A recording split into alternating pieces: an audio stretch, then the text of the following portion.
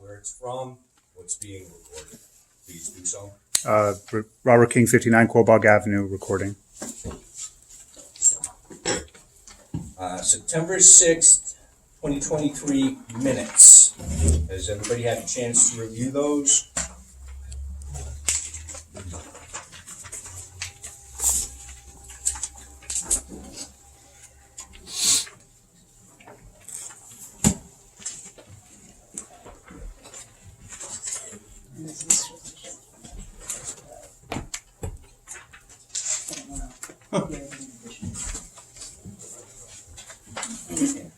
Yep. Anybody have any corrections or changes that they entertain a motion to accept the minutes as posted? Second. All in favor? Aye. The September 2020, September 2023 minutes are being postponed until they are rewritten. And then Chimney Pond ratification of emergency certification. Judy? Sure. So as I mentioned at our last meeting, the property owners requested an emergency certification to lower the water level in Chimney Pond due to an order from the Dam Safety Office of the Department of Conservation and Recreation. So they needed a certification that it was an emergency. So I was able to issue that based on the report that we received from DCR. And because it happened, outside of a meeting, you would have to ratify this. So here is the form. And I believe I had given you all the DCR report in order last month, but I have it if you want to see it again.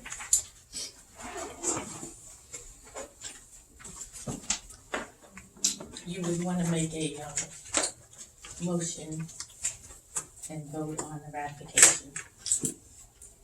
Anybody have any questions before we do that?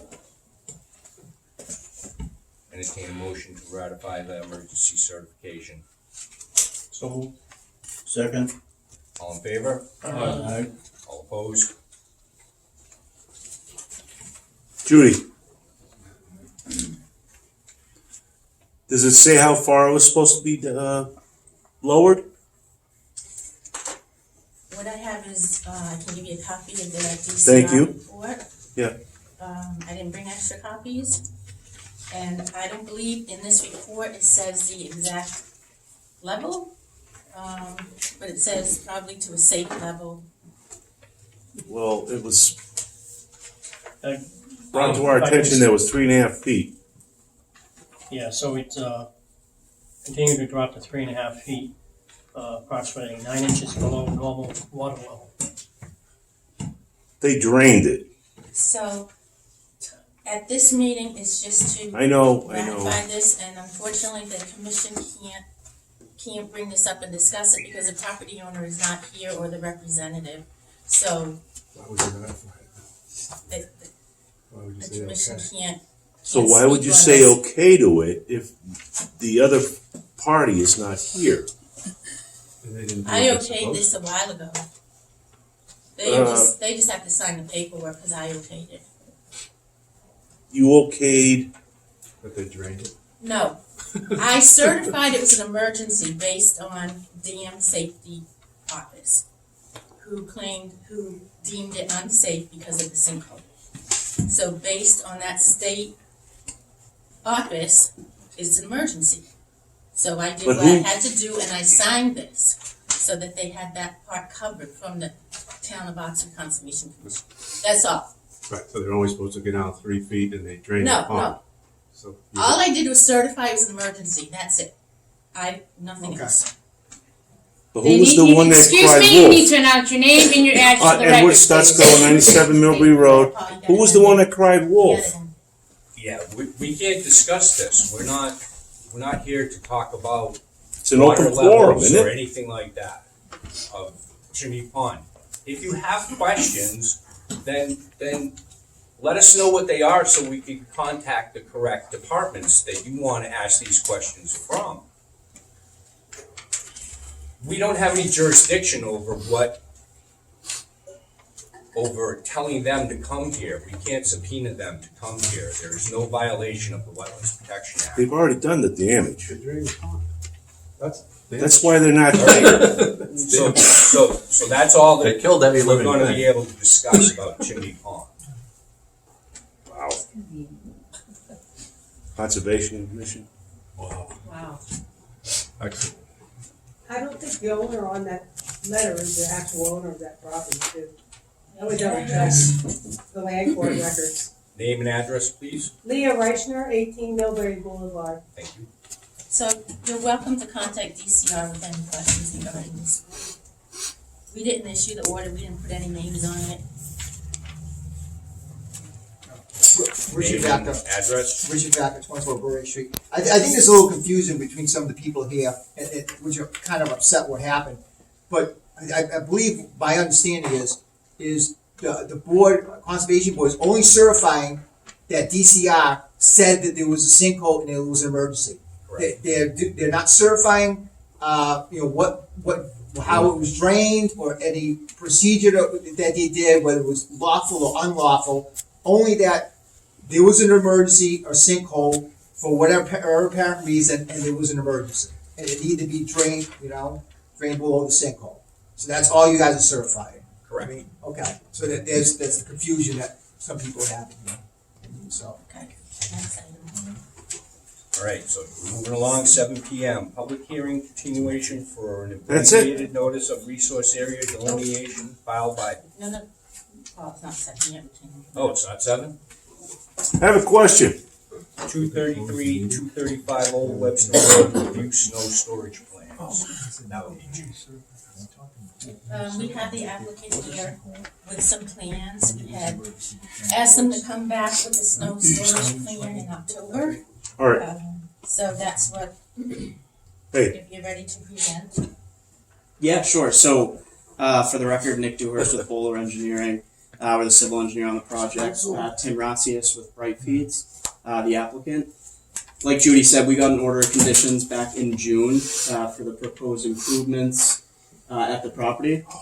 One of those special conditions was to prepare and submit a snow storage plan, and then come to a meeting to discuss, which we did. So essentially, we're here to field any questions that y'all have, or thank you. yeah, happy to answer any questions. Do you want to point out the areas? Yeah, sure. So They have small I don't know if you guys have areas. seen the plan or not, but essentially, so we're keeping all the snow storage areas outside of the buffer zone. So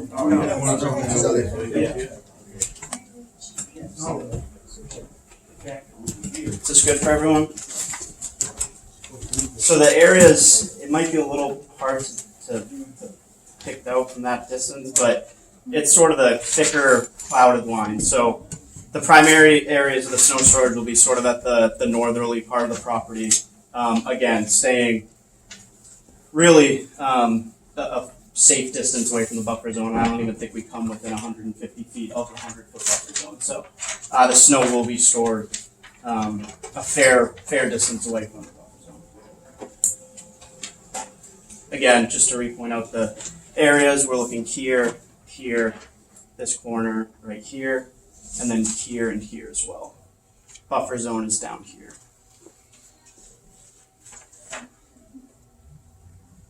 And so the 3 darker areas down by the buffer zone. Oh, that's right, are not yes. Snow storage? No, I'm sorry, we do have additional areas down there as well. But again, those are outside of the buffer zone. And really that's just for there's additional paved area down in that southerly portion of the lot, so that's where that snow will be handled. Do you have any questions or comments for the snow storage?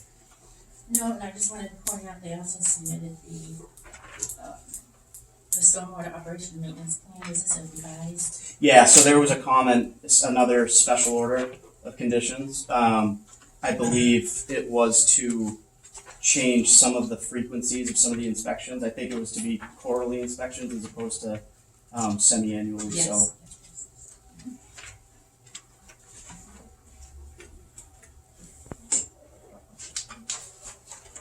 again, happy to answer any questions. Any questions from commissioners?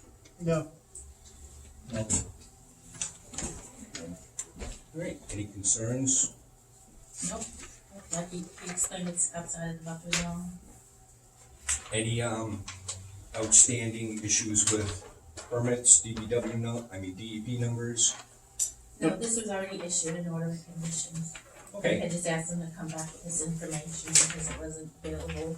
during Yeah, and we the hearing. filed our ENOI and there's a SWIP and everything, so happy to forward Judy a copy of the SWIP if she needs it, but ENOI with EPA has been filed, so it should be covered under the construction general. Yes, we usually do get a copy. Stormwater. Okay, I can send you a copy of that. So the inspections during construction that are required by this commission, you can use your SWIP inspections for the required inspections for this commission. Okay. You have to do separate ones. Yep.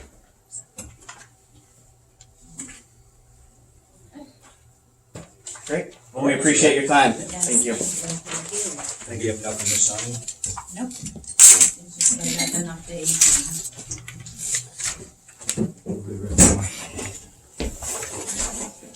It's 6:59, but a minute's worth of each report. Probably less than. Right. On November 9th, we have scheduled our road native pollinator end of the season celebration. So we're here, and that will be held here. One pass it down. To save the date.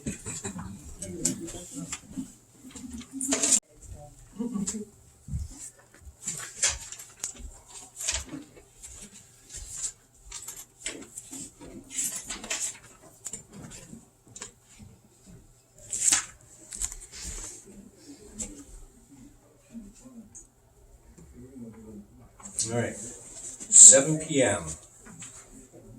Public hearing continuation for an abbreviated notice of resource area delineation filed by Valcar Solar LLC, 24941 Dana Point Harbor Drive, Suite C220, Dana Point, California, in accordance with Mass General Law, Chapter 131, Section 40, Wetlands Protection Act, for confirmation of resource areas at 2 Old Miriam Road and 33 Miriam District, North Oxford, map 5, parcel A 2.2 and A 2.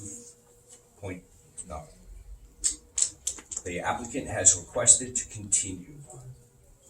Is there a, November 1st will be 7 p.m.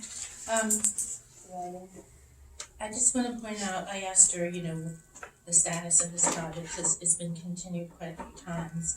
And they needed permission from the abutting property to cross their land to finish their delineation. So they just received that permission. So the delineation has to be finished, and then a survey crew has to go out. So I suggest, November 15th then? yeah, a little bit later, not the next meeting. I don't think they'd be ready in 2 weeks. do you have a time? 7 p.m. Entertain a motion to continue until November 15th at 7 PM. So moved. Second. All in favor? Aye. All opposed? We have 4 minutes. Okay. This Sunday is the Scarecrow on the Common event from 11 a.m. until 4 p.m. And we have committed to have a table set up with information regarding our pollinator campaign, native plants. We might have, a display or two. So if anyone is available, I know Paul volunteered to do this, but if anyone's available between 11 and 4 to help out or, to assist, that would be great. I would appreciate it. Yes. The That's company. 5 hours. Okay, You asked for things that we could use for the pollinator. You still need those, or what's the status of those? Yeah, hay, what I'm looking, what we could use is hay bale, corn stalk, something like that, just to, put around it.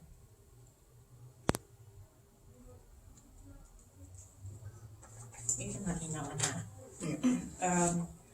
Tomorrow, Thursday afternoon between 3 and 5 p.m., there's gonna be a, what did you have that? Fire to, Oh, for the meet chief the of police? new Yep. chief of police. So if you would like to attend that and meet the new chief, great. Go ahead. And this is the scarecrow and the palm and the times and so forth. 11 a.m. is setup time, right? Or do we need to be set up before that? No, you have to be set up by 3 if you're doing a scarecrow. So you have from 11 a.m. to 3 p.m. if you're setting up a scarecrow, but the event goes from 11 to 4.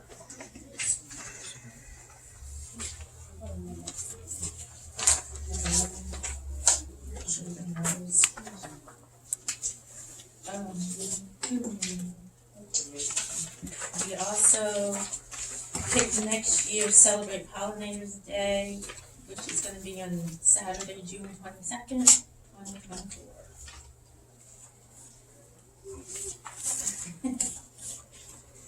Lots of dates for you. We actually set up like a calendar of events to give to everybody. We did that last one We did. and just started checking out. These other things I'll wait, because you're gonna open it next year. So much. I did bring coffee, decaf coffee, no, regular coffee, and, some treats. Go ahead. 7:05, Chairman. It is. Public hearing continuation for a notice of intent and land disturbance permit application filed by RJH Realty Company LLC and Boulder Park Realty LLC, 18 Boulder Parkway, North Oxford, Mass. Construction of a self-storage units and associated site work at Boulders Park, North Oxford, map 09, parcel A31, A06, and A06.09. And the applicant requests to withdraw their notice of intent. Yes. That's you gonna.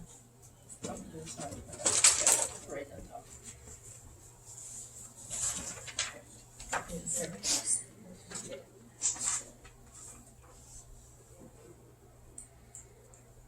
The applicant, Boulder Park Realty LLC, is requesting to withdraw the notice of intent without prejudice. The project will not be moving forward at this time.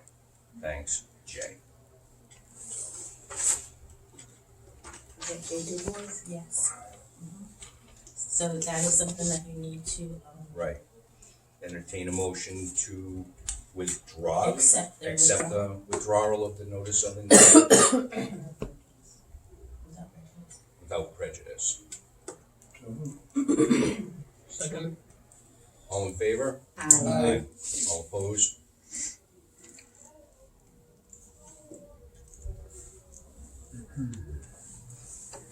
And, yeah, 4 minutes. So on October 9th, the Kin Street Pond was treated for white and yellow water lilies and also for knotweed. And they gave us a report with some photos. I only have 2 copies. I don't have a copy. Oh, the copies are in your packets. I got you. And they do recommend, keeping up with that treatment annually for the water lilies. Last year, we weren't able to do it, we had to skip it, and so this year they came back full force.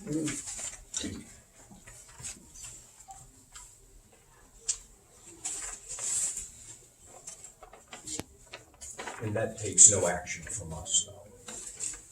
No, this is just their follow-up report. Everything went well. do we approve their application of lilies, of treating the lilies? You Is that did, something it's an we, order of conditions that was issued. so do they not come to us is what I'm getting at, and like the lilies get out of control because we didn't ask them to come treat it? How does it get treated? So, they work under the contract with the DPW. So during the summer, people look at it, let us know, let DPW know the condition of it, and we check it. And then they come out and do their monitoring also, and then they report back to DPW and says, with a proposal for that year.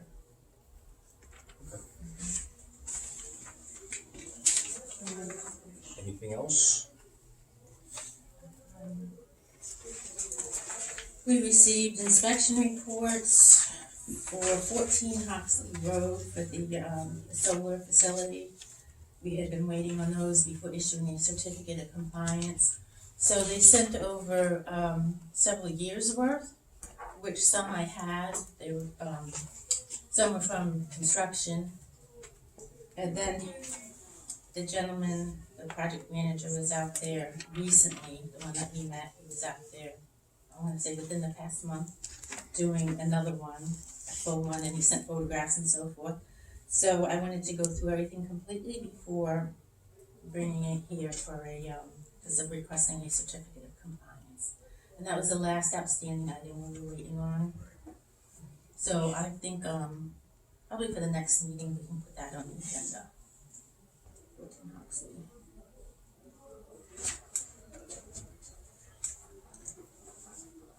And that is all I have for And what would you like for a title for 14 Hoxley? request for certificate of compliance. All right, it is 7:10. Public hearing continuation for the notice of intent land disturbance permit application filed by Daniel Clinton, 1 Green Meadow Drive, Forestdale, Mass. In accordance with Mass General Law, Chapter 131, Section 40, Wetlands Protection Act, in the town of Oxford, General Bylaw, Chapter 66, for construction of 3 commercial buildings, septic systems, and associated site work at 82 Leicester Street, North Oxford, Mass. They have requested to continue. Is that Yes, November? First or the 15th? I believe November 1st. They, we received stormwater review comments from Graves Engineering. So the applicant's engineer has to address some stormwater questions. I think that would be ready in 2 weeks. It'll be 7 p.m. All right, entertain a motion to continue until November 1st at 7 p.m. Second. All in favor? Aye. All opposed?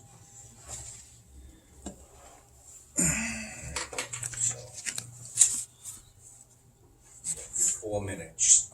Judy said there's coffee and donuts back there. We have 4 minutes until the next hearing, so they're here because of you, by the way. You know you like. You wanna take a 4-minute break? Well, we have a 4-minute break. Okay. There's nothing to discuss between now and 7:30. We talk. But donuts can be, actually, no. It's the safest way to do it.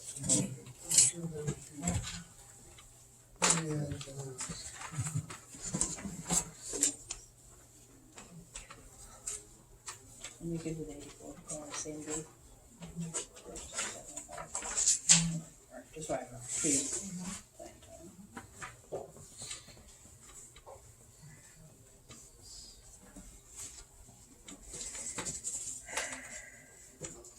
You know what, so-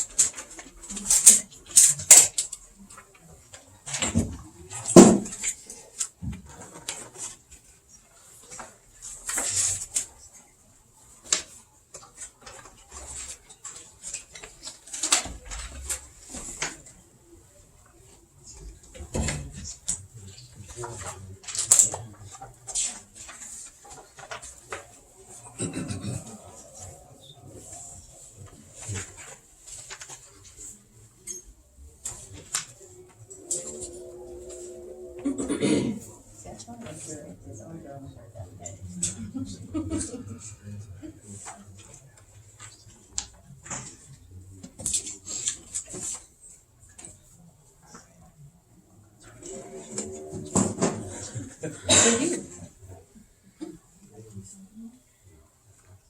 Never had good luck with those.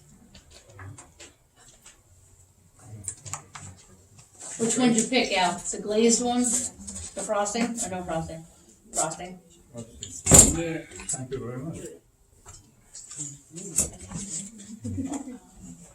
You do the same thing. However, I have to point like.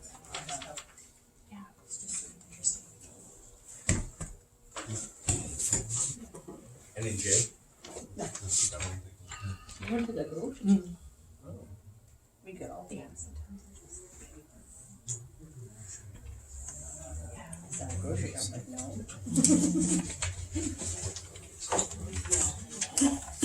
All right, 7:15. Public hearing continuation for notice of intent land disturbance permit application filed by Marmita's Truck Service, Inc., 22 Escow Road, Worcester, Mass., in accordance with Mass General Law, Chapter 131, Section 40, Wetlands Protection Act, and the Town of Oxford General Bylaw, Chapter 66, construction of 2 commercial buildings, septic system, and associated site work at 84 Leicester Street, North Oxford, Mass. The property is owned by Expedition Realty Trust, Worcester, Mass. They have requested to continue until So November 1st, and we'll do 7:05.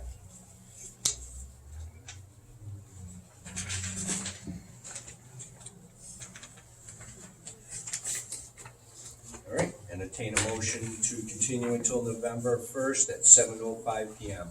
So moved. All in favor? Aye. All opposed?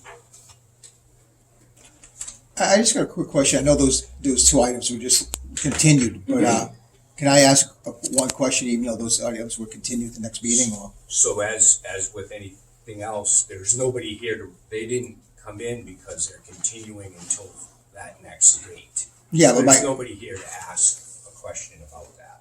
all right, well, or a statement I would like to make about it. I don't know if that's allowed or not. Because they were continued. It's not normally. What you would normally do is when they do show up, you ask them. All right, The public is, I'm not going to open this up for questions and comments because They're they're not not here. okay, So to ask a question or make a comment, okay, they're not here. all right. Because this is something that part's not happened at gonna happen planning board because meeting. They're not here. Okay, all right, It does happen when they are here. okay. Right.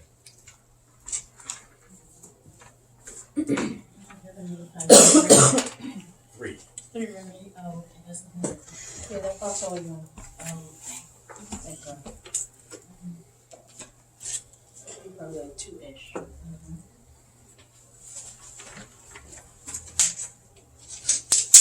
Oh, you want. I printed out the bulk trade flyers so that way you guys will know your dates. This is a reminder. Yep.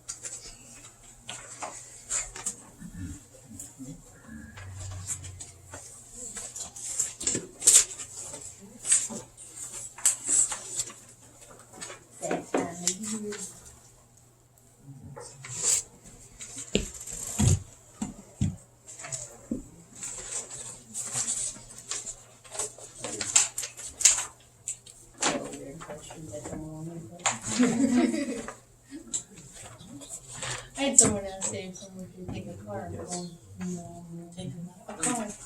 Grant A Carter. car. Yeah, much more. Yeah, you know.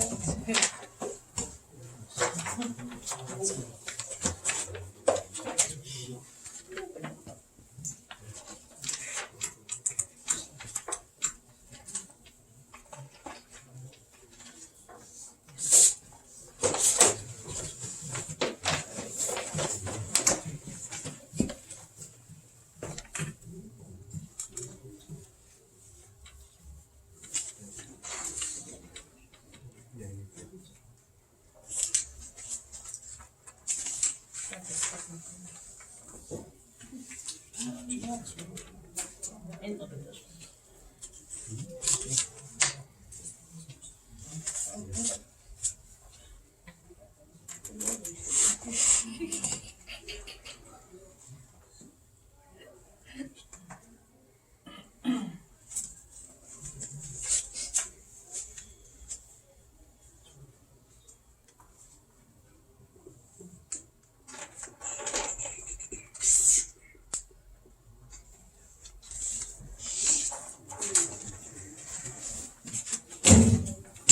like watching paint dry. What's that? It's like watching paint dry for a day.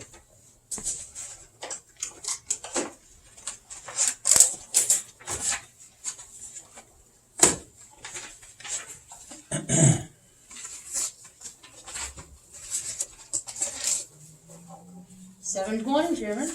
Okay.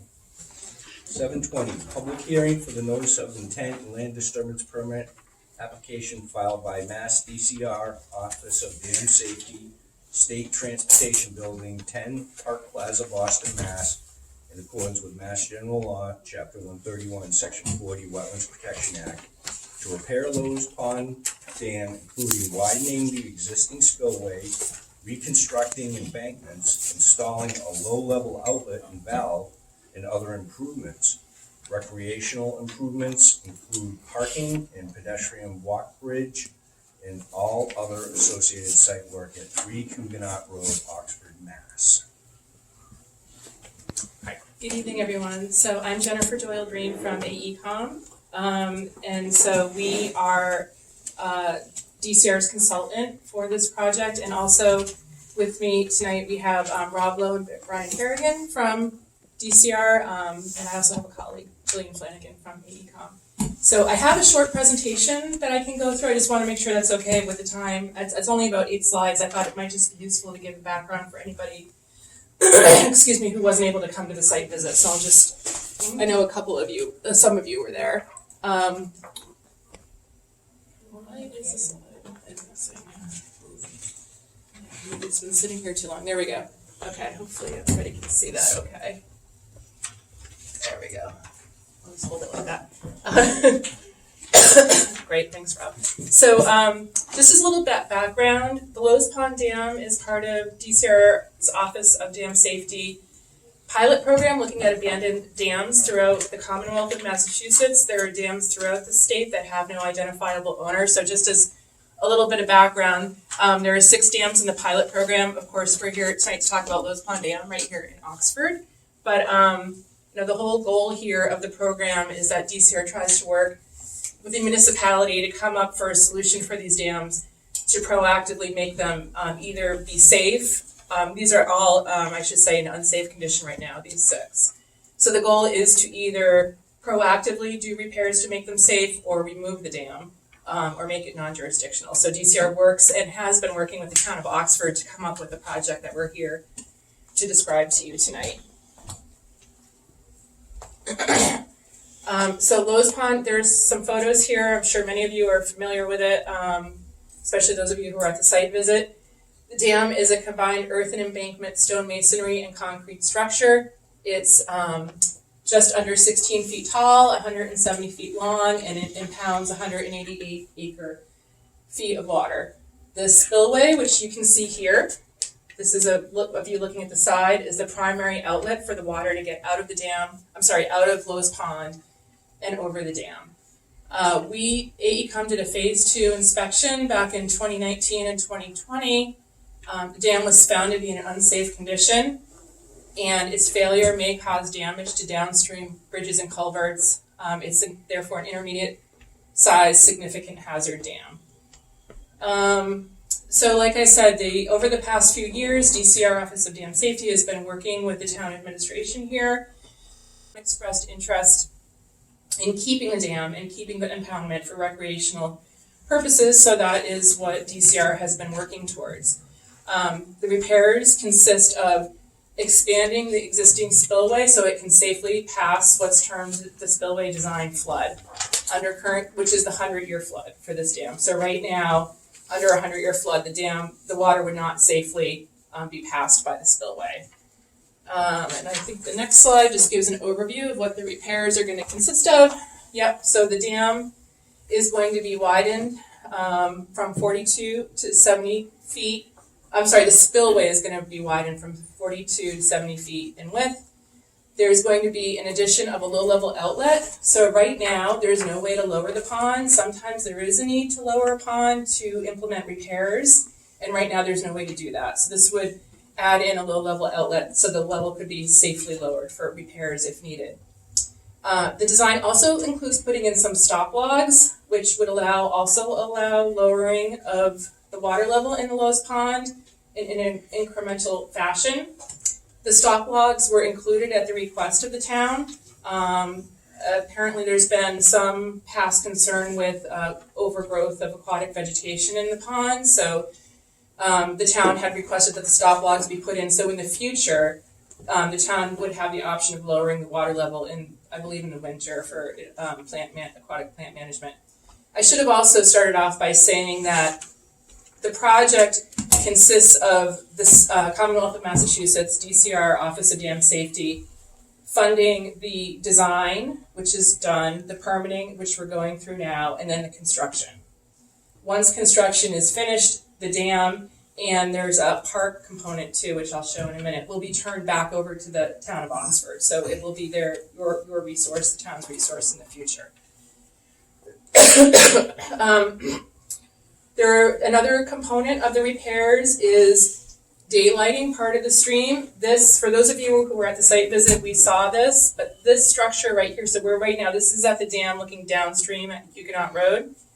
This structure here is a remnant structure that was part of the old mill complex that existed at the site.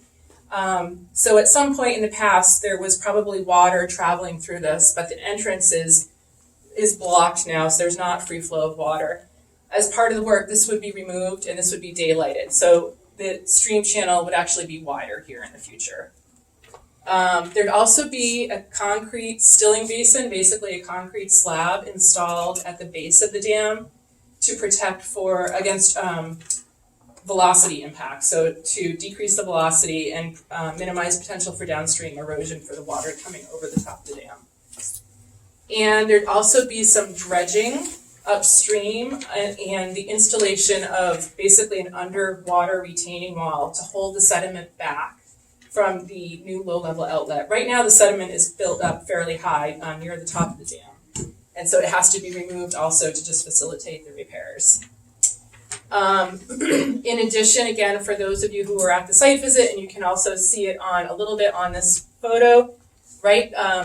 Next to the structures you see out there on the dam is an embankment. That embankment is supposed to be clear of woody vegetation in compliance with Office of Dam Safety regulations, because that embankment is really part of the structural stability of the dam, and so we don't want tree roots growing in it. So as part of this work, the woody vegetation would be cleared. The area within 20 feet of the dam would be reseeded. Beyond that, there would be planting of trees and shrubs with native vegetation. And then also the recreation improvements, which I believe the next slide shows. Yeah, so this is a rendering of what the vision is. This was really the town's vision that they wanted. They asked if DCR would consider incorporating some of these elements, which has been done. So there's going to be a small parking lot, both on the east side and on the west side. I'll show a figure of that in a minute. There's going to be a pedestrian bridge over the spillway, which is an important feature because we really don't want people walking up near the spillway for safety purposes. So this pedestrian bridge will help keep people at a safe distance. And then there's a walking path proposed to connect the two parking areas. And the next slide is an overall view. So again, you can see the parking here, the walking path, there's parking on the other side. The other thing that's proposed, which isn't in this rendering, this was a concept schematic done a while ago, but now this walking path is pushed back a little bit this way, and there's a rain garden, a bioretention rain garden proposed here, as well as over here to treat the runoff from the new parking areas. The existing wetland resources that are present are the land underwater of the pond and the stream discharge channel, bank around the pond and the concrete banks lining the discharge channel, riverfront area that's 200 feet out from the discharge channel, bordering land subject to flooding, adjacent to the pond and the discharge channel, which Lowe's Brook is what it is, and then a 100-foot buffer zone from those resource areas. There are no vegetated wetlands, no BVWs immediately on the site. There are some off-site, but we're quite a distance away from the buffer zone of those. And there's no estimated or priority habitats or certified vernal pools or areas of critical environmental concern present at the site. This is from the NOI, and it just summarizes the impacts, which I can go over really quickly.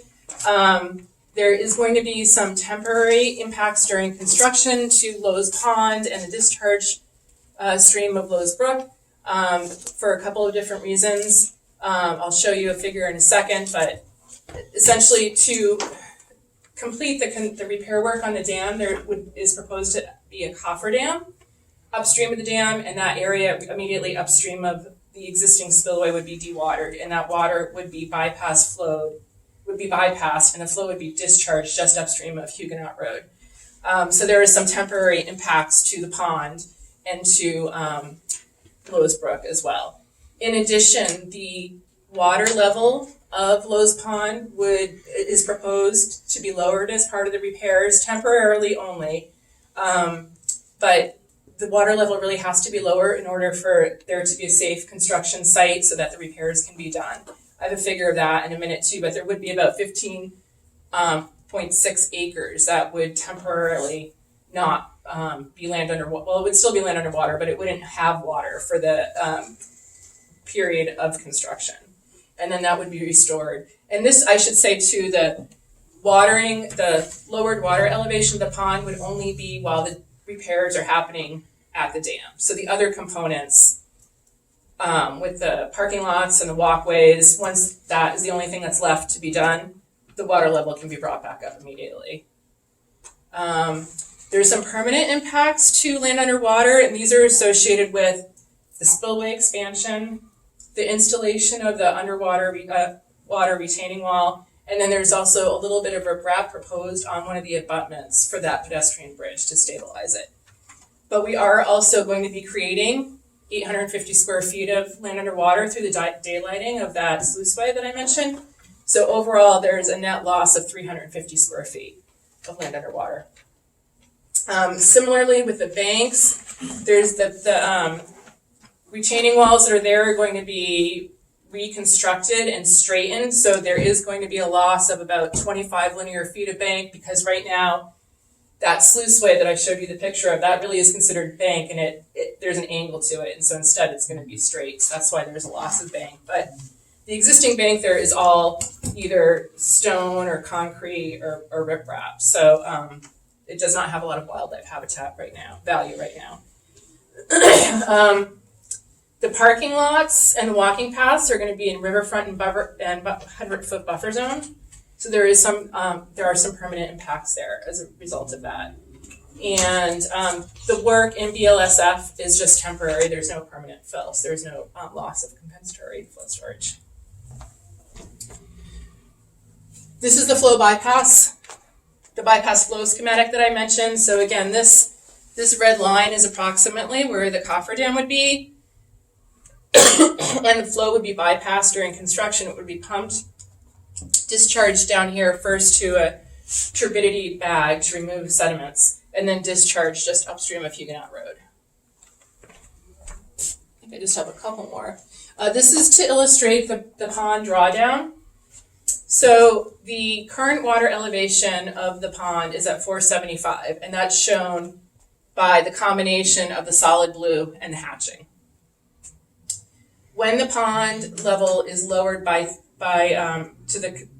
it's approximately 4 feet, a little bit over 3.5 feet, then only the area in the solid blue will be watered, and the rest will be temporarily dewatered during the construction period. Again, only during the period when the dam itself the spillway itself is being worked on. We did look at a number of alternatives. Again, no action is not really an option here because the dam isn't safe like it is. The town was not in favor of full dam removal because they want to keep the impoundment, so that was also not an option. We did look at partial removal, which would basically render the dam non-jurisdictional, and that wasn't something that could be accomplished on the site with the infrastructure and the topography that's there right now. And then the final alternative we looked at permanently lowering the spillway, because that was another option of how to safely pass the spillway design flood, but that would have permanently lowered the pond water elevation, which is not, favored by anyone for a variety of reasons. And then what else do I have? We did submit a stormwater report with the NOI, and Judy, I know you sent me a few comments on it. We can talk about them. They seemed like things we could, minor adjustments that we can definitely make. And I mentioned the bioinfiltration rain gardens that will be proposed as structural BMPs to deal with the stormwater and comply with the standards.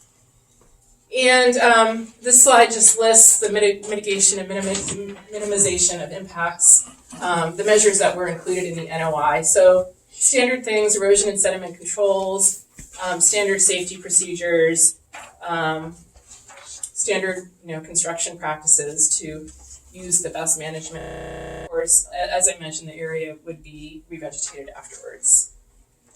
I think that might be my last slide. Yes. So, I also can put the plans up on the screen if there's anything, or I didn't know if you wanted to spread them out. I have them as a PDF I can put up if you want me to walk you through them, or if you have any questions on them. The site plans up there would probably be Okay, helpful. yeah, just give me a second, I'll get them up.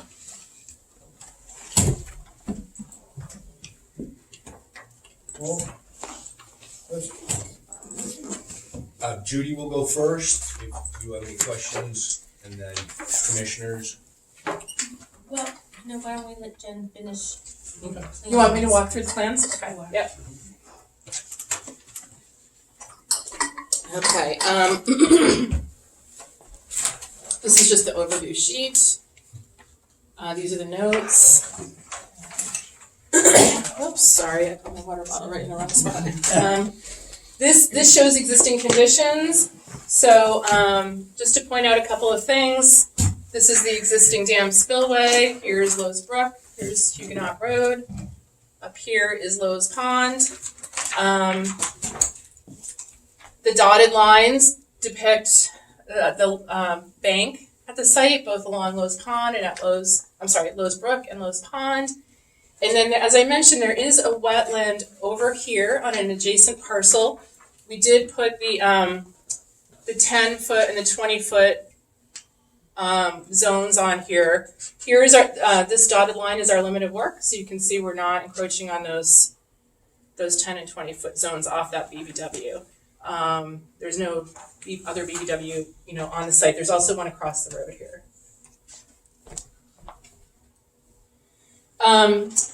These I'm not gonna, if anyone has questions, I'll come back to them, but this is basically just showing the relationship of various H&H hydrology and hydraulic characteristics of the site.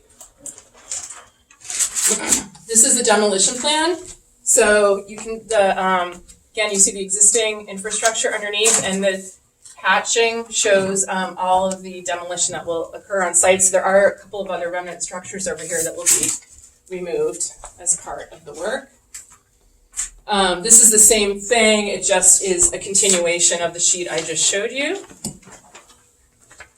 Each one of these next sets has 2 sheets for each one. This is the layout plan.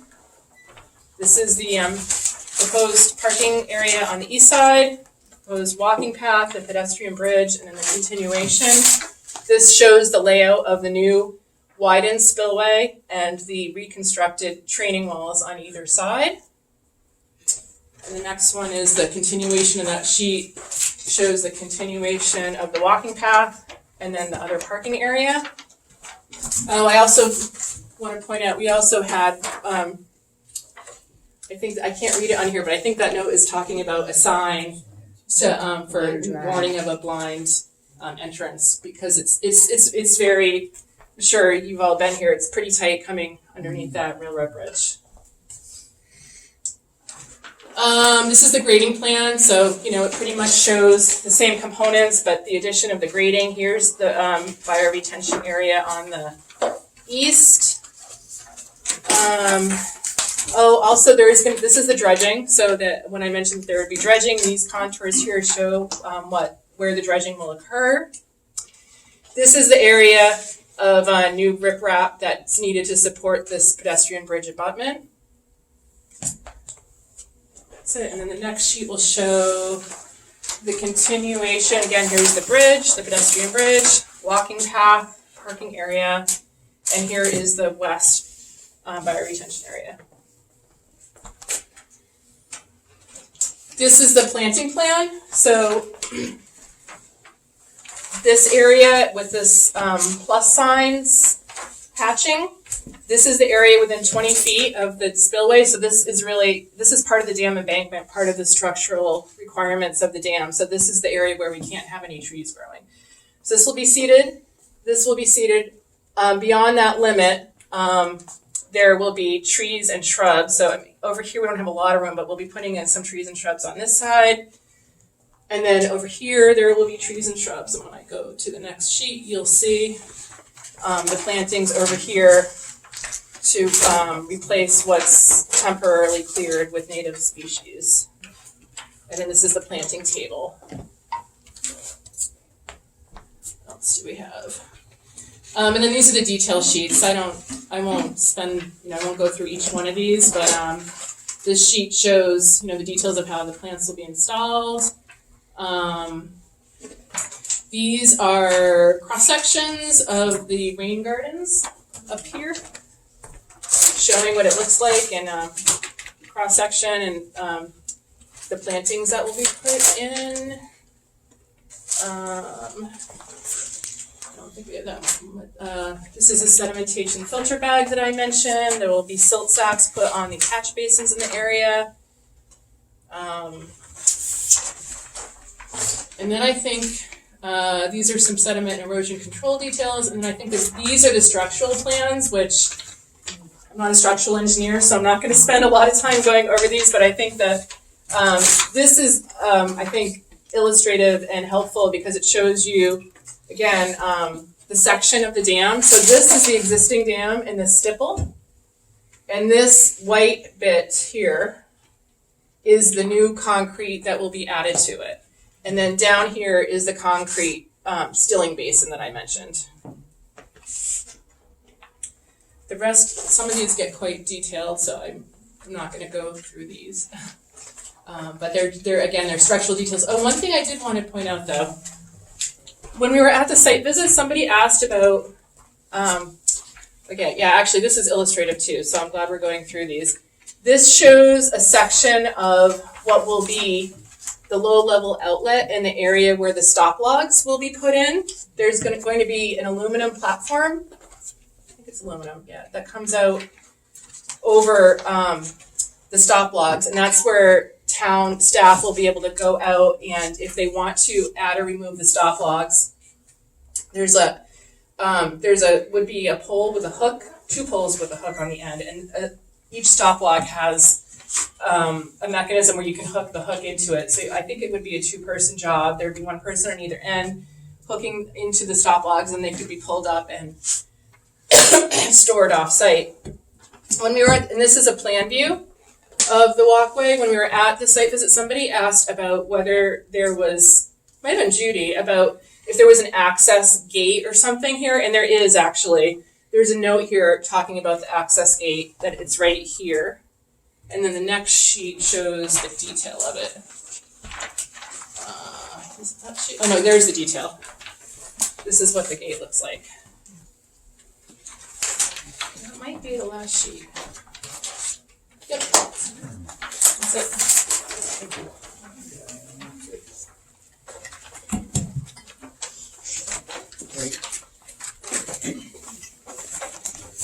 Jen, could you just explain quickly about the dredging, how the equipment will get down there, and also will there be, there needs to be some hydraulic booms downstream somewhere in case there's any type of a hydraulic leak from the equipment. Okay, let me answer the first part of your question first. I'm gonna go back to this. So yes, this is the area that will be dredged, and we included that, all of this bank would be temporarily impacted. Basically, everything inside the limit of work would be open to the contractor. It would all be cleared, and it would be open to the contractor to move their equipment around, and they would enter the pond basically by driving in on either side. The cofferdam will be right inside here, so the pond will be dry. The work area will be dry when they do the dredging. So it would be mechanical dredging. So the equipment would just probably be a track vehicle that would go over the edge of the bank, excavate the material, and then, at the conclusion of construction, the banks would be restored and reseeded. The question about the hydraulic boom, so are you thinking of like an oil boom? Yeah, we could certainly include that. I don't think we call that out on the plans, but this area is going to be dry. But we could put it down by the discharge. Down here, yeah. Yep, I'll make a note of that. In the event of a rainstorm, you get some water in there, and then if something was to leak, that would protect downstream. Would you be able to forward us that bypass flow plan that you showed? Yeah, so it's in the NOI. It's actually not on the drawings, but there's a figure of it in the NOI text. Oh, okay. Yep. Okay. And the cofferdam, would that be up to the contractor to determine what kind of cofferdam it is? Yeah. It would be, the limitations on the contractor would be that it has to be inside the limit of work. So we've included everything inside of the limit of work as an impact. So it would be up to their means and methods about exactly what they would use for that.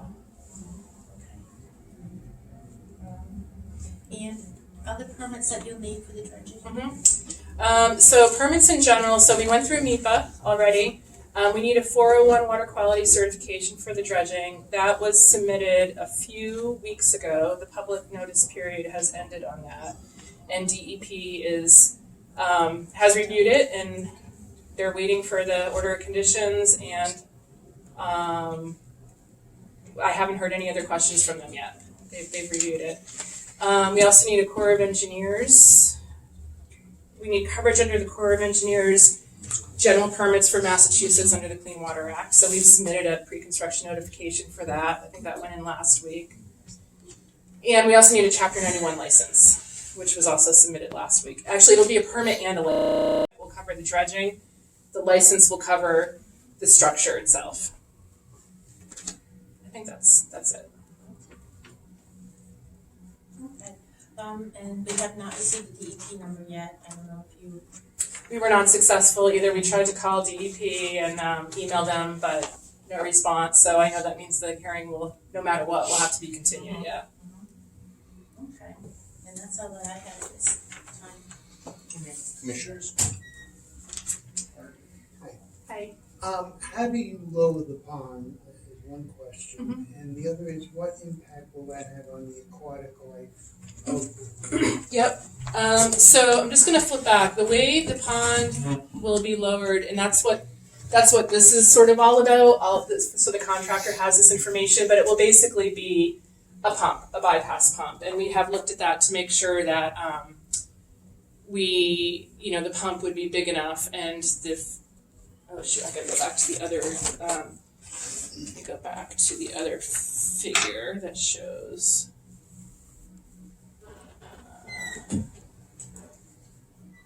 Let's see, this one. Yep.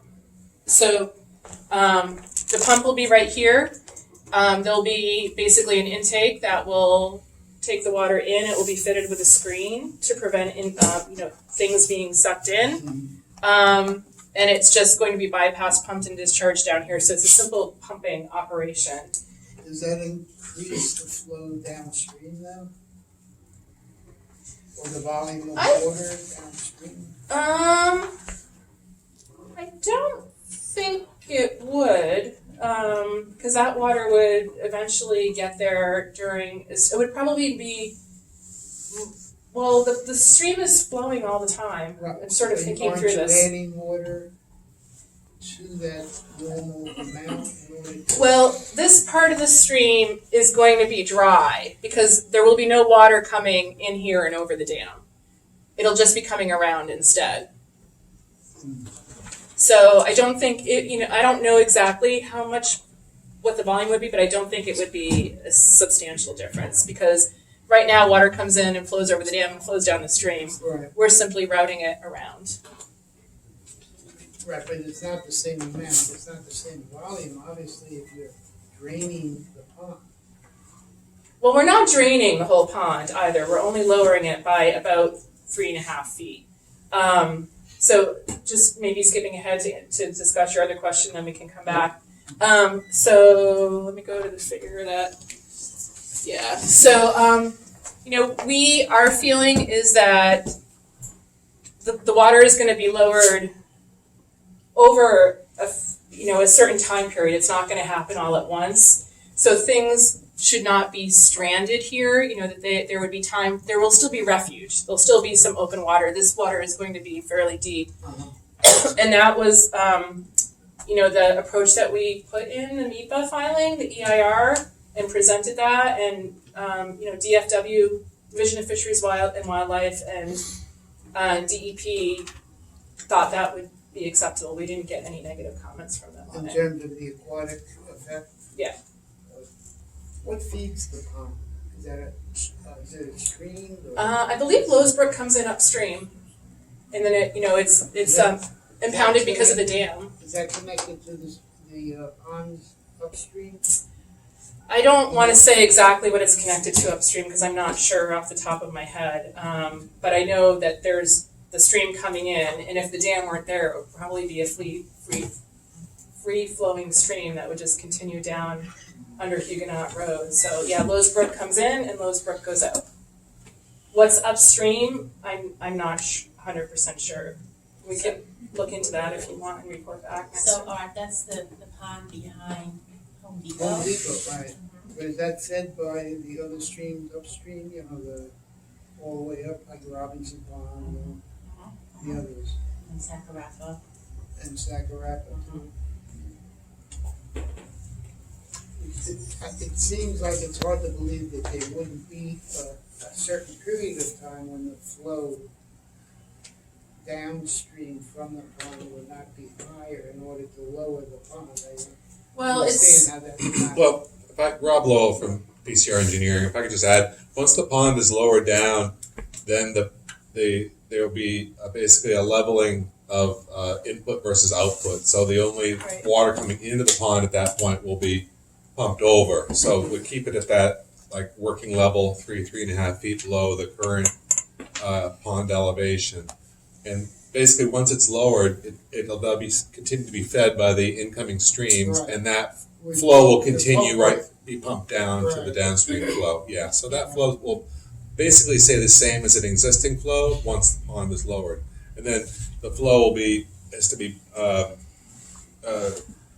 slowly raised back up to Right, restore the right. pond. And the aquatic effect, how long will it be lowered? So it would be lowered approximately, the idea would be to start lowering it around June or July. And then the hope would be that it would be finished, this part of the work would be finished in one construction season. So it might go till December or January.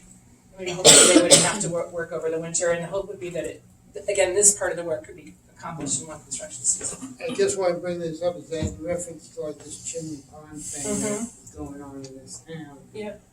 When you go there was a big problem because the water drained out, that there were hundreds of dead fish. And, there was an aquatic effect. Right. Is that just taken for granted that this is going to happen, or is there any? No, I think our plan would be that we're going to be proactively managing it, so we're going to be controlling the flow. And as I said, this part will still be, a few. There'll be refuge. All of the other is gray, and that's all going to be. So does it concentrate all the aquatic? Yes. I think it would be concentrated in this refuge area here, maybe to some extent in these smaller pools, but here everything would be concentrated in.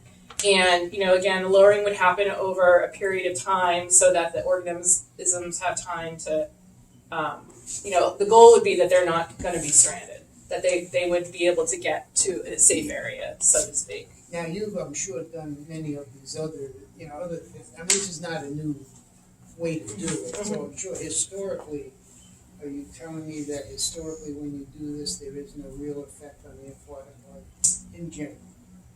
In general, I would say yes. Really? Yeah. Now, I mean,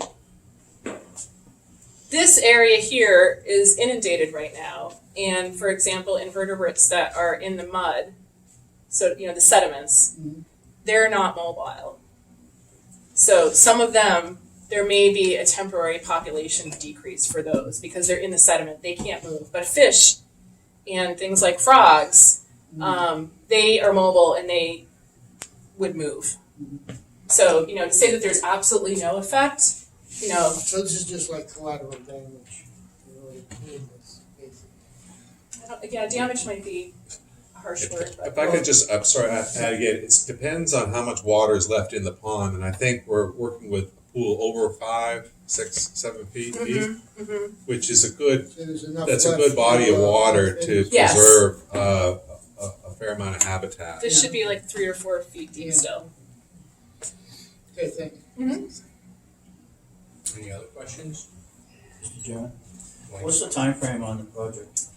It really depends on the permitting process, but our hope is that we obtain all the permits by the winter and then it goes out to bid over the winter and hopefully construction could start next summer. That's our optimistic hope. It really depends on getting all the permits. And what do you guys do about looking into the construction companies that come in to do the work? What do we do about looking at the construction companies? Well, DCR, Is the lowest bidders, or how does that work with you guys? We work with pre-qualified Mass DOT. We work with a pre-qualification system under the Mass DOT. So they have to have certain bonding and certain performance requirements. Okay. So we work with that pool that DOT pre-qualifies. Okay. Yeah, we had an issue up in New Hampshire, so I was just curious to see what you guys do, what it normally is, procedure. Yep. I'm good. Anybody else? Is there anybody from the public here for the Lowe's Dam? Yeah. Rich Vaca, 24 Burbank Street. I've been in this town for 46 years. I went to, I've been going to Lowe's Pond before it was all overgrown like that. So I'm pretty familiar with the area. I just got 3 questions. Okay. One question is, when the water is pumped down, right? If the work crews see any animals that are in distress, say like a snapping turtle stuck in mud, right? That happened out in Chimney Pond Dam, baked in the hot sun. Are they have any duty to rescue these animals, get them back into the water so they don't die? Yeah. Well, I think that's something that we can consider having an environmental monitor on site to do that. The only thing I would say is, it could be done to the extent feasible, because if I'm just thinking ahead, depending on how mucky these sediments are and where if it's right on the edge, that might be one thing, but it might just be difficult to walk to certain areas of the pond, if you understand what I'm saying. You'd have to wait till it dried out a little bit. Yeah. But, But we've done that on other projects where we have environmental monitors go out and move, for a situation like this, do exactly what you said and, move turtles, look for turtles, as well as other wildlife. So I think that's something we could accommodate. Okay. Yeah. Now, oftentimes when ponds and lakes are drained, I mean, I've had experience with this down at the dam down at the American Optical in Southbridge. I pulled 1,000 tires out of the Quinnebog River when that dam was I was just in the river and more off on the banks of the river. Now, if you drain this thing down, and this area was a dumping area, I've cleaned this place up many times, right? If you find old tires, stolen cars, other junk that's dumped in there. It was a furniture store, factory there before, Uh-huh. right? They could be dumping, I think I saw like a chair in the water one time, when Uh-huh. the water was low. If you find a bunch of junk in there, are you gonna clean it out before you fill it back up? I think that we would work, again, this is really a collaborative effort between DCR and the town. So I think if something were observed, we would probably give the DPW a call and let them know and try to work with them to address that. And there's a difference between, of course, inside the cofferdam, all of that's gonna come out anyway. But if you're talking about the rest of the pond, Well, I'm just saying, Yeah. wherever's Yeah. drained, if you Yeah. see your car, you see a bunch Yeah. of tires and, yeah, I think anything Machinery. inside the cofferdam, all of that would come out. okay. So Alright. the stuff that's maybe like, I don't know, if there's something up here, I think that might be a situation where we'd work with the DPW if there Would was you something notify visible. them? Would you, would that be part of the process to notify the DPW that there was a car there? Well, that's what I'm For saying, I example, think that's like- what we would do, yeah, I mean, that would be the policy. I Not think, that I think that would be the could approach. probably, it's kind of stuff. Let him finish his questions. I only have one final question. That's fine, Uh, yeah.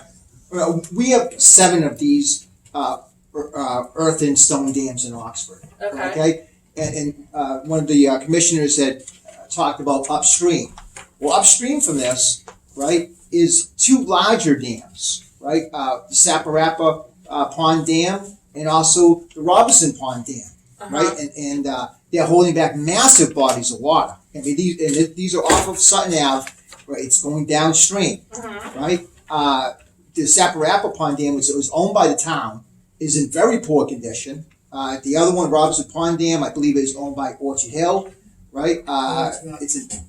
That's not owned by Orchard Hill? It's owned by someone in Greece who doesn't pay his taxes. Well, whatever the case is if this, I approve this, I like this project's being done. That's not a part of this But it project.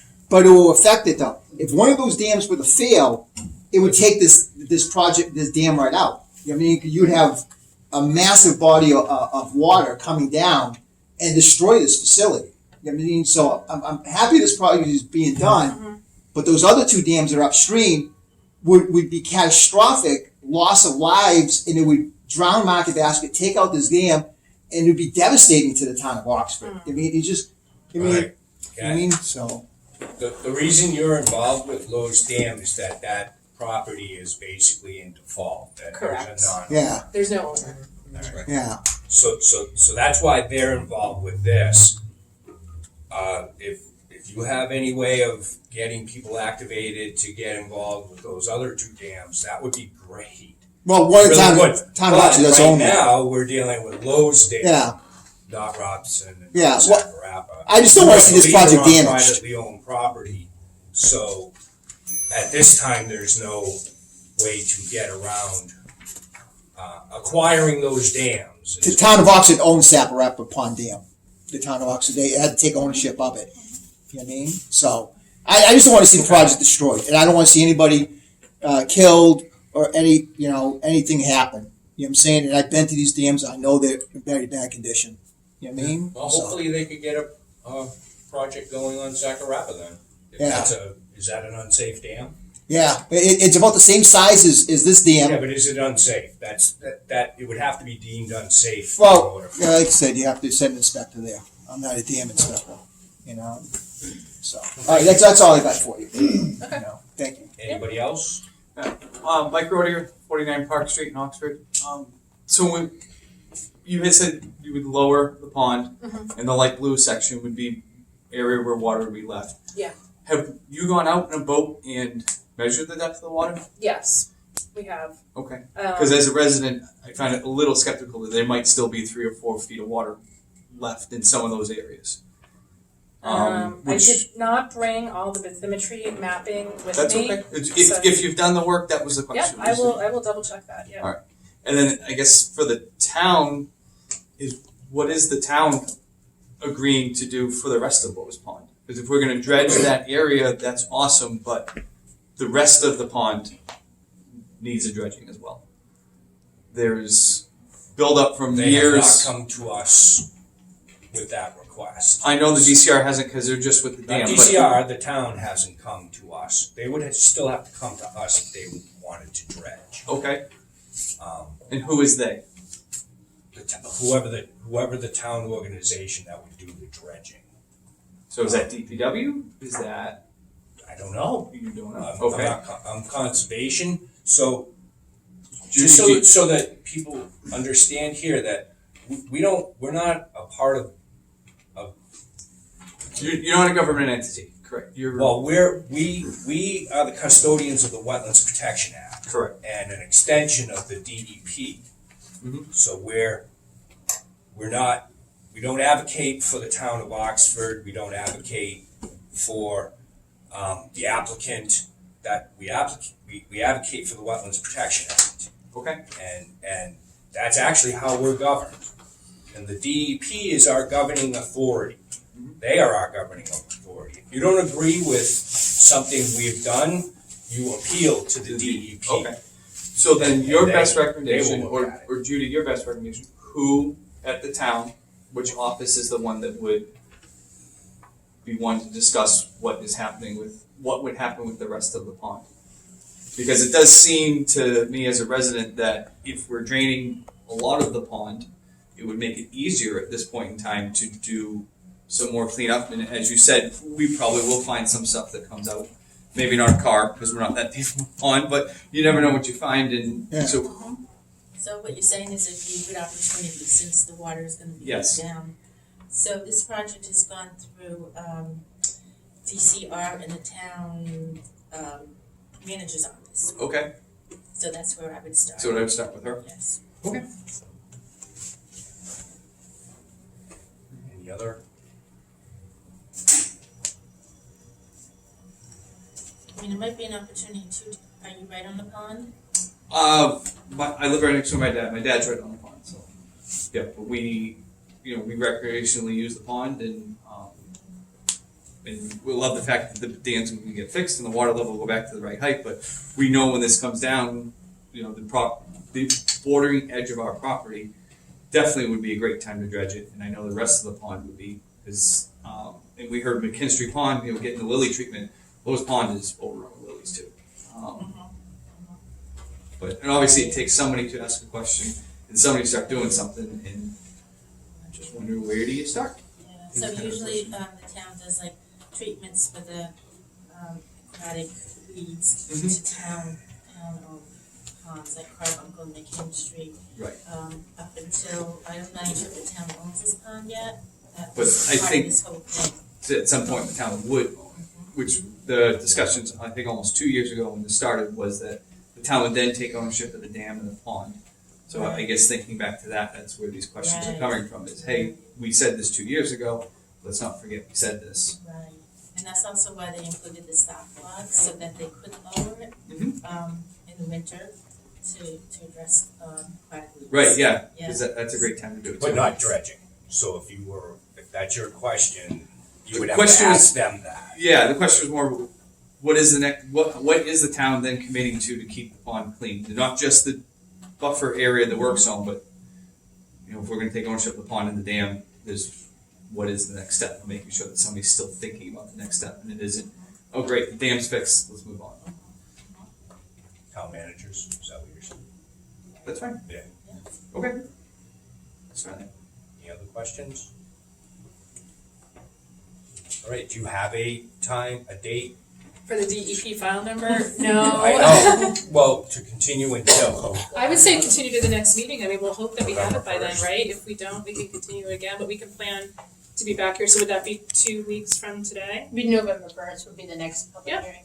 Yep, so we can plan to be back here that day, and fingers crossed we get the DEP file number and any comments they may have, so we can discuss it at the next meeting. And those few stormwater. Yes, so so there were, let's see, there were 4 comments. One was to add a clean out to one of the stormwater pipes, that's fine. The second comment, I think, was just acknowledging that standards 1 and 2 were met.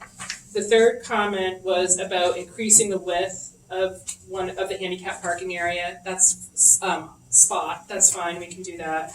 And then the fourth one was relocating the catch basin grade, one of the catch basin grades outside of the handicap parking aisle. So we can, all of those are very easy to do. I didn't know, I wanted to ask, do you want us to revise the plan and submit it next time, or would you just condition it that these have to be done?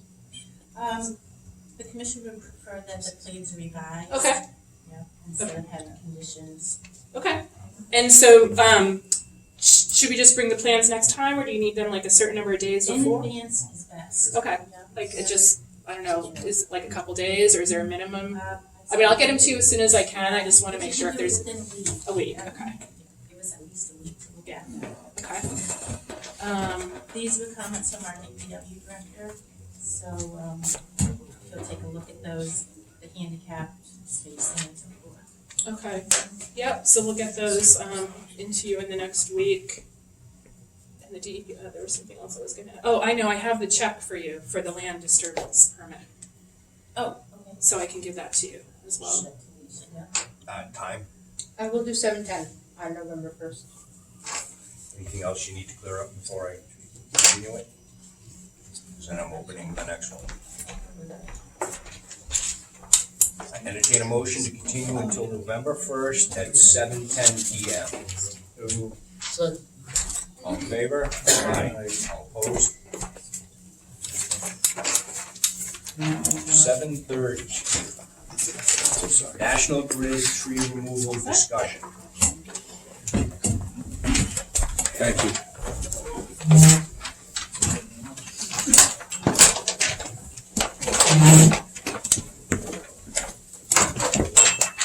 Good evening. Hello. Mr. Chairman. Thank you for waiting. Oh, of course, thank you for having us back.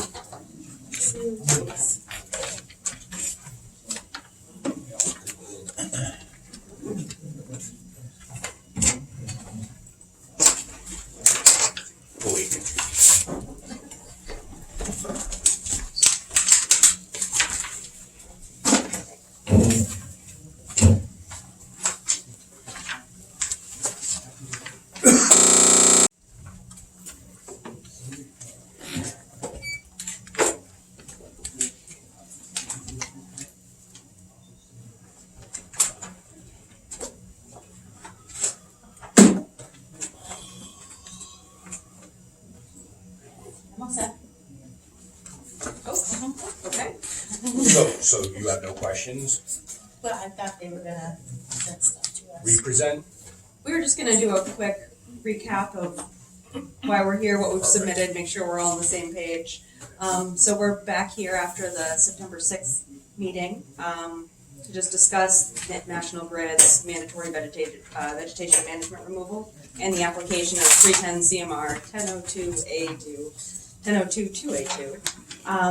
So at the last meeting, we walked through that this order is coming from the Department of Public Utilities. The most vulnerable lines in Massachusetts have been identified to have more of a corridor cleared around them, so they're more resilient to storm damage. These lines feed hospitals, police stations, fire stations, important infrastructure. And this project is going to affect 10 miles of lines in the town of Oxford. As of September 6th, there were 25 town trees in wetlands areas that we identified to be removed due strictly to their proximity to the wires. So they weren't sick, they weren't diseased or damaged, they didn't have insect infestations, but it was 25 healthy trees. At the time, discussions with the tree warden were ongoing, and the commission also asked, once those discussions were concluded, to provide an updated plan with a number of town trees that are slated for removal. And the commission also asked for the best management practices that are tailored specifically for this project. So we did provide that information. I hope everyone has had a chance to review it. After the discussions with the tree warden concluded, we now have a total of 10 town trees in wetlands that must be removed due to proximity. So this is 10 trees over 10 miles. We did provide a map to the commission identifying the location of those 10 trees. They're all located on either Old Southbridge Road or Sutton Ave. And Judy, I did provide that spreadsheet to you. I didn't know if you had a chance to go look at those trees. Do you have any questions that we can answer about? Well, my first question is what happened to the other 15 trees, 25 to 10? The tree warden slated them for pruning instead of removal. Oh, okay. Or they were deemed as private trees. Were they what? Or they could have been deemed as a private tree. I believe he turned them all into prunes. Okay. Because even if they're private trees, if they're in the wetland, you know, the ownership of it doesn't matter so much as it's in the wetland. So we only did provide information on the town-owned trees, I just wanna be very, very clear about that. On the which?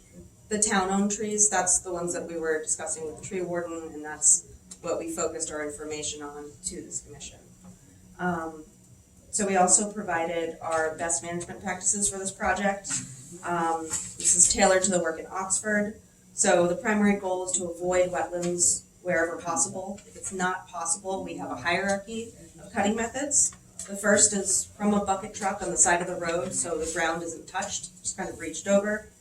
The second, if that's not possible, is to utilize tree climbers who will use ropes to lower debris, and that debris will be carried out by hand and nothing will be left in the wetlands. And if these trees can't be reached by truck and they're unsafe to climb, they will remain in place. And the reason we're happy to come back and discuss this information with this commission is the regulations do provide that this work doesn't need a permit if it meets two requirements. The first is that the work is to maintain a facility used to provide electricity to the public. With National Grid wires, we believe that's been met. And the second is that we demonstrate that the work utilizes these best practical measures to avoid or minimize impacts to wetlands outside the footprint of the facility. And I just want to flag that importantly, the standard doesn't require no impacts to wetlands. It just requires us to be as careful and precise as possible to minimize damage. So we hope that with our collaboration with the commission and you asking us to revisit individual trees and our work with the tree warden, that we've demonstrated that this vegetation management work is in accordance with the best practices possible to accomplish both what the DPU has required and to respect the resource areas to the extent practical. And we're happy to answer any questions. So we have a list that was dated April 18th, 2023 of all of the trees, and it has a column for work proposed. So now there's those 15 trees that will say prune instead of remove. And maybe there's other trees in town that are outside of the wetland that you're just gonna prune instead of remove. So could we get that updated list now? Because when we were looking at the 10 trees today, we found them, but we also saw some that were in the wetland, but not on this list of 10. So those might be some that are being pruned now. Could be pruned or they have a hazardous condition to them. Right, I checked that, so,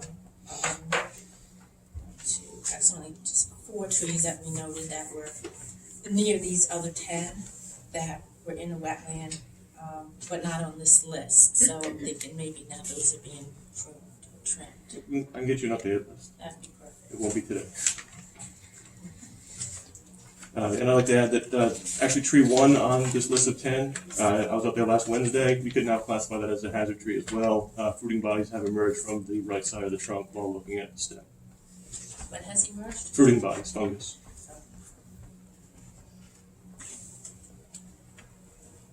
That's a red maple, correct? Yes. So red maples are like all suffering from fungus this year just from the weather. It's coming right out of the trunk, so it's indicative Okay, of I'm decay just being in saying, the trunk. it's a common thing for them, for all red maples. This particular season, it's been a wet one.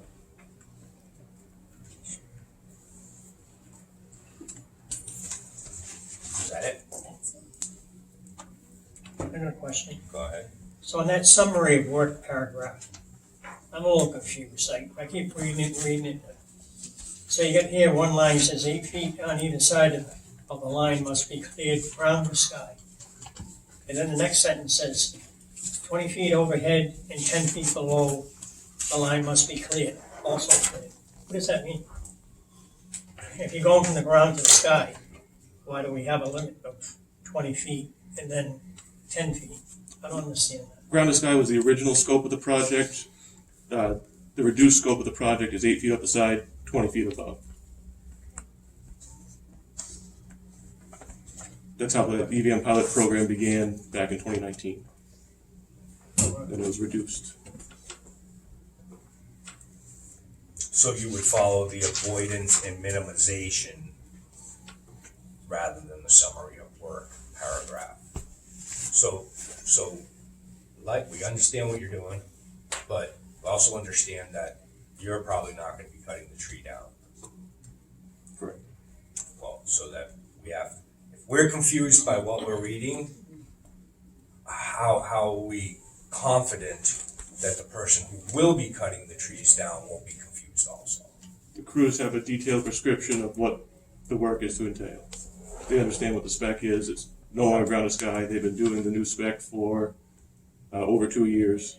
So it's a crew that has done other work to this EMP before. You're not gonna hire somebody out of another state or something. Correct. Going to be done by the same hourly crews that we've been using for years. Okay, that's good to know. That It doesn't go out to bid. It's the same folks.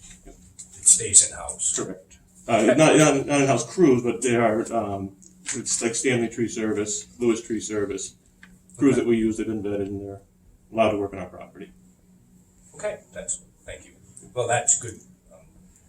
Don't know if that answers Tom's question, but that helps me. Yeah. Right, so I got another question. On 5.2, they're talking about going into a parking lot, or we're still concerned with stormwater, oil and stuff leaching into the ground, stormwater. Is there any precautions taken there in case you have a leak in the parking lot, we'll say? All the bucket trucks and chip trucks that are on National Grid property for our contractors are required to have spill kits on them. So in the event of a spill, they are ready to have necessary tools to clean it up. And we follow procedures, notifying the fire department as necessary. That's it for me.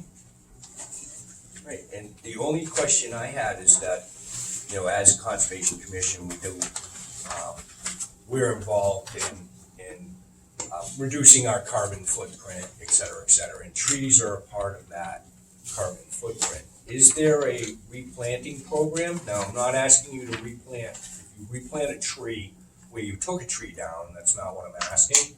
But is there a replanting program to restore in our case, the 10 trees or more, whatever, healthy trees that you're removing from the environment to place them into the environment? There's currently nothing in place to replant. We do have DCR challenge grant offerings that we have discussed with Jake, the tree warden. We haven't set up anything in stone yet for that. It's something where we would offer X number of dollars, and the town would say they would offer X number of dollars of services. They could use $5,000 to go plant trees, and then they'd go and monitor the tree, make sure it's watered. And just them driving by looking at it saying, yep, the gator bag's full or the tree diaper's got water in it, that counts back towards it. We're in discussions with him on those. Okay, that's good to know. Thank you. And that's really all I had.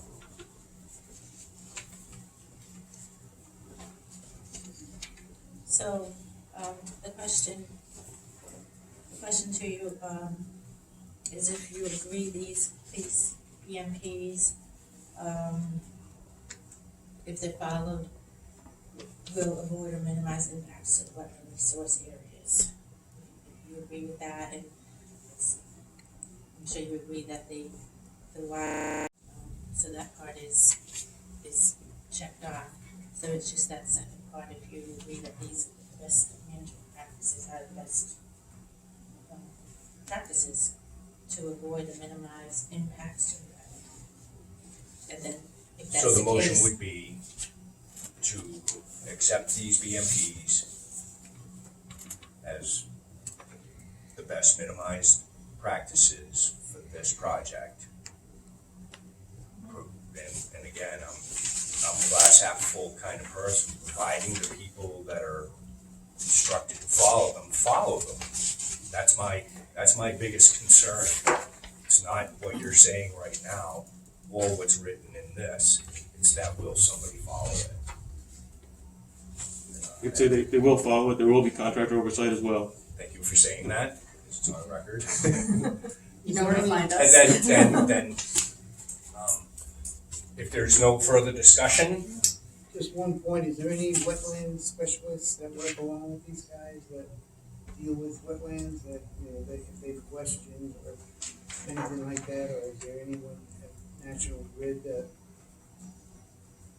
is, I don't know if anyone has the title of wetland specialist, but we do have an environmental group. We have an asset and strategy group who we talk to frequently when we have questions on things. They helped us craft the BMPs. if the BMPs in this are followed, what it's saying is everything will be done from a bucket truck from the side of the road, or by hand on foot, or not at all. And if that is followed, that is, you can't harm the wetland if that is followed. And again, my biggest fear is that that has to be followed. And if that's the case, I would entertain a motion to accept these BMPs as minimized impact to the wetlands. and so move. Second. All in favor? Aye. All opposed? Thank you very much. So you might just wanna announce, because of that vote, then this work is exempt from filing notice of intent to the Constitution. Yes. And we're still happy to provide you with the previous request that you had.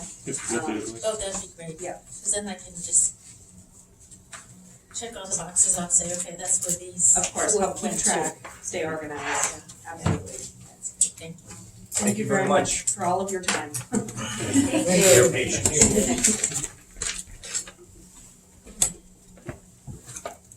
And we took care of everything in Yes. We're all set? I move we close the meeting. Second. all in favor? All right. All opposed?